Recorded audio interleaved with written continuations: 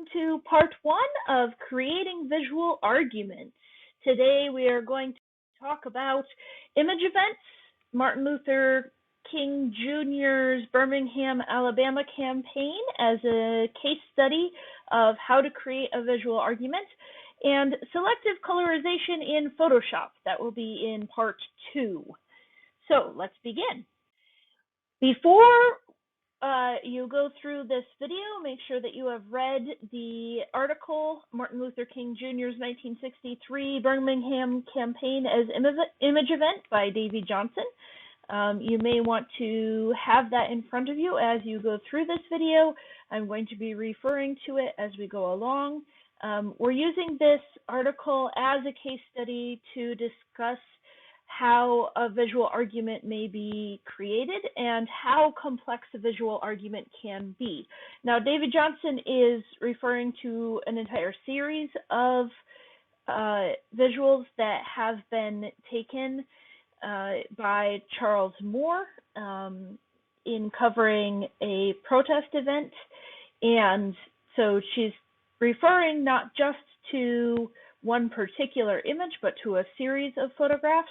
And in your project, you're going to be using just a single photograph, but this is an excellent case study to show how a visual argument can be created in an image. And so we're going to use this as a jumping off point for as you start to analyze your image and how it is creating an argument. So let's talk about the context prior to Birmingham and how MLK started to create his visual argument. So this is during the time of segregation. We have the separate but equal clause. Blacks and whites are not allowed to go to the same schools or restaurants or use the same water fountains or restrooms or things like that in a lot of the American South and some of the American North. And things are pretty strictly segregated. Police are exerting authority over disempowered blacks all over the country, but disproportionately in the American South, although again, this is also happening in northern states. White moderates, particularly in northern states, just wanted to live in peace, and they kind of felt like this civil rights thing was a lot of people making a big deal about something that would kind of work itself out eventually, and that maybe they should just kind of wait for it to happen and stop making a lot of noise about things, and that a lot of people were making a lot of trouble, and they didn't really see a lot of injustice happening in their own communities, and they weren't really sure that it was worth making a lot of fuss about. And the US and Russia were engaged in a global Cold War at this time, and everybody was kind of afraid that they were going to blow up the whole planet at any moment, and that was really stressful for everybody, because, I mean, you don't want to have the whole planet blown up at any moment, or to have only half the planet blown up and have it be your half. That would also be pretty bad. Now, at the same time, Russia was engaging in propaganda campaigns and printing posters, including this one, that were equating the police with the KKK and saying that capitalism, you can see the money sign on the wristband of the KKK person there, saying that capitalism led to the KKK and civil rights injustices, etc. And so the Russians or the Soviet Union was equating capitalism and American policies with civil rights injustices. And so this is something that civil rights leaders were aware of and were using to their own advantage as they were thinking about how to get white moderates to pay attention to their cause. So MLK had two major goals when he was planning the Birmingham campaign. The first was to demonstrate to white moderates that they couldn't be good citizens and also be in favor of racism, or just sit back and wait for things to work themselves out. They couldn't just be passive about it. Now, why did MLK care about white moderates? Well, because white radicals were already supporting legislation for civil rights, or white liberals, and white conservatives weren't going to support this legislation no matter what. And he needed the moderates to support legislation so that it would pass. So here he's looking for civil rights laws to pass in the government. And if he can't get the vote of white moderates, then these laws aren't going to pass, and he's not going to get civil rights to happen. He's not going to get desegregation. He's not going to get protections for people of color. He's not going to get equality laws passed. So he's trying to be politically savvy here and get the votes of the people in the middle so that he has enough votes so that the legislation that he wants to have passed will pass. And I mean, it's just good to convince people that they shouldn't be okay with being racist. He's also trying to demonstrate visually what is happening to people pretty regularly. Because again, these people who are living in northern, fairly isolated, pretty white communities are saying, well, I have one black friend and this never happens to them when I'm around. Well, okay, fine, but that doesn't mean it's not happening. And so he's trying to demonstrate visually what's happening so that people believe him and won't say, well, you're exaggerating, you're just making up stories, you're just trying to, make us think that stuff's happening that's not. So he's trying to have an outside journalist document what is going on so that people will believe the injustices that are happening to people of color in the South. So he had a series of strategies and arguments with this campaign. The strategy was not unusual for what he was doing at the time. A series of sit-ins and demonstrations covered by media. He made sure that the media knew ahead of time that they were going to be doing these sit-ins and demonstrations in Birmingham, and he made sure specifically that there were going to be photojournalists there. Most of these images and all of the ones in the article were taken by Charles Moore, whose photographs were run in Life magazine. But these are the basic nonviolent, peaceful protests where people walked in the streets, held up signs, that kind of thing.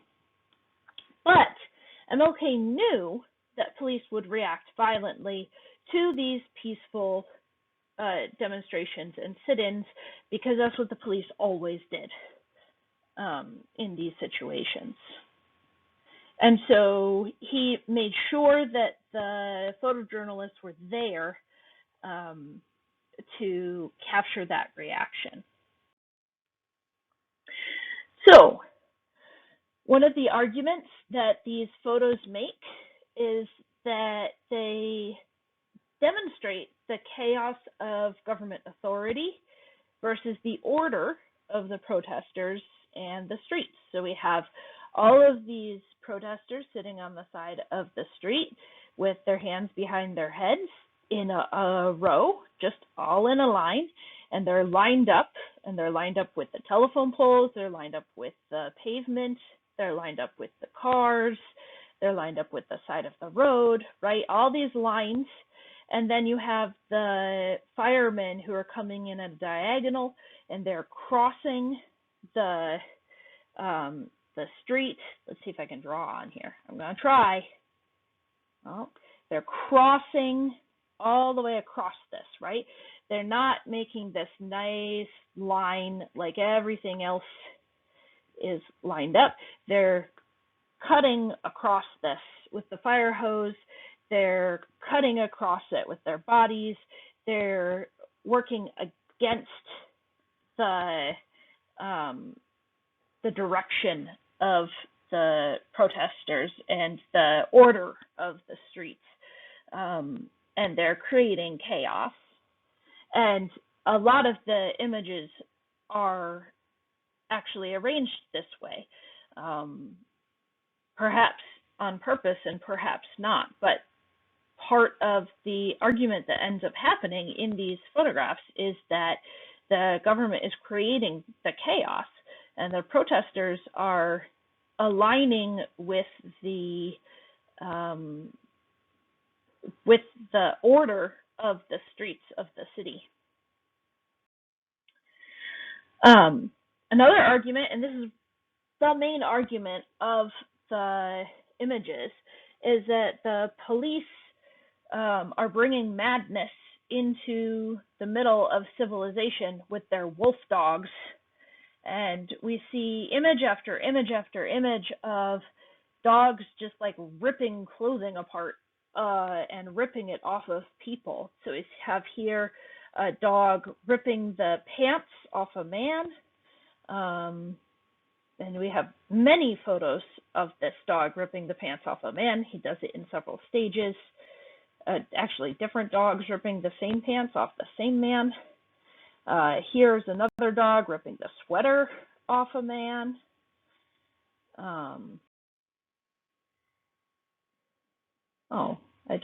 Okay. And then we have the argument that Black protesters are symbols of civilization and justice, right? We have here a woman who's well-dressed. She's in a dress and a cardigan. She has earrings on. Her hair is done. She is certainly civilized, right? And she's being dragged by two policemen by her arms. Like, who in this picture is the civilized person and who is the uncivilized person? It seems to be pretty clear from the photo which person is which. There's also the argument that the protesters are non-violent and non-aggressive. They're all doing very passive things. They're turned away, their arms are tucked in, their hands are over their heads, they're sitting, they're not running away, they're not throwing rocks, they're not breaking anything. They don't deserve this extremely aggressive reaction from the police and the fire department. And so one of the arguments that had been happening was that the protesters were violent and criminals and things like that. And here we see that they are children, and they are women, and they are people dressed in Sunday clothes, and that they are very passive and very nonviolent. And there is no argument here that they deserve this treatment, if there was an argument to be made in the first place. And MLK here can very clearly say there's no way that you can say that all of these people are hooligans and deserve to be beaten up by the police every time they go outside. And finally, the argument is that these are people just like you. And if someone brought their dog and held onto your shirt and had their dog bite you in the stomach like this, wouldn't you make, if you saw that happen on the street, wouldn't you make this face? Wow, that was a bad circle. I'm not good at circling. Wouldn't you make this face? Wouldn't you make this face? Wouldn't you be appalled like this? If this happened in your community, wouldn't you feel like this? These are people. These are people like you. You're not more like this white man with the dog, are you? Aren't you more like this woman who's appalled? Don't you want to be more like this woman who's appalled over here than like this man with the dog? If you want to be more like the woman who's appalled than like the man with the dog, you better act like it, because right now you're acting like the man with the dog. And it's up to you to make a choice here. Which person you're going to be in this picture. Because you have to make a choice.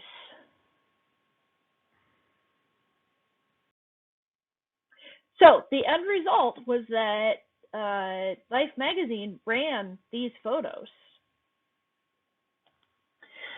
And the photos created public drama and got people's attention. There was a lot of circulation of these images in the United States and worldwide. And this triggered shame and guilt in white moderates that they hadn't taken action, that they allowed this to happen, and that they didn't do anything about it. It also made them think about all those posters that the Soviet Union was putting out that said that American policies was feeding the KKK.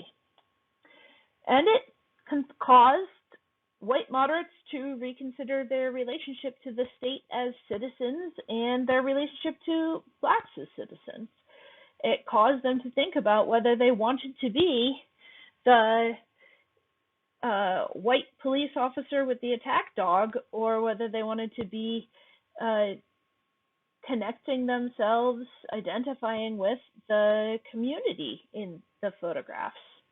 And the result was that this was a really significant point of progress in working towards civil rights legislation.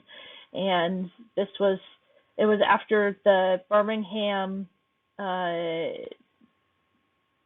protests that civil rights legislation really started to get traction and things started to get passed.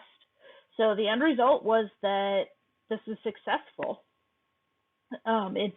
These visual arguments did what MLK wanted them to do, and they made the argument that he wanted them to make, and they achieved the goal that he wanted them to achieve.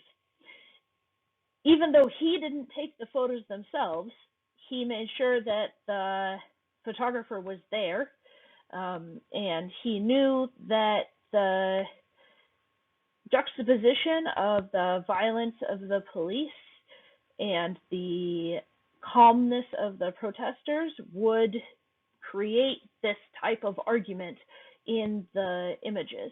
And so he knew that this would be able to do the work that he wanted it to do and make the argument that he wanted it to make. So I will see you in a moment for part 2.